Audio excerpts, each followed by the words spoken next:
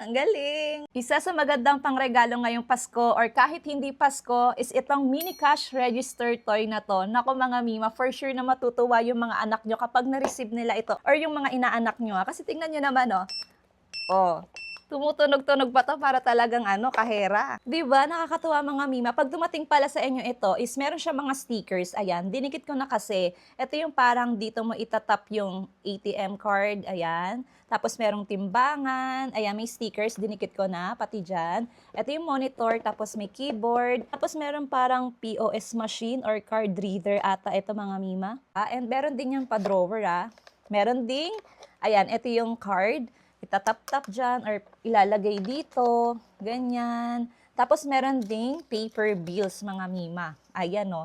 Hindi lang ito basta laruan mga Mima. At the same time, learning toy din siya. Kasi matututo yung mga anak nyo na magbilang, mag-add, mag-subtract, di ba? Madedevelop pa yung communication and social skills nila. Kasi dito, magpe-pretend sila na nasa grocery, tapos sila yung kahera. Ayan o.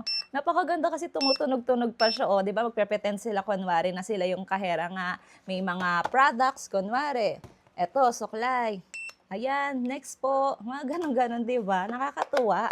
Nag-e-enjoy na sila tapos natututo pa sila, 'di ba? Kaya naman perfect itong pangregalo ngayong Pasko. And hindi lang ngayong Pasko, pwede din siyang pangregalo kapag birthday ng inaanak mo or ng anak mo mismo. Ayan, kung gusto niyo nga rin itong mga Mima. By the way pala, battery ito and wala siyang kasamang battery kapag o-order kayo nito. Napakamura lang nito mga Mima. Kaya kung bet nyo nga rin ito, ilalagay ko na lang yung link dyan sa Yellow Basket.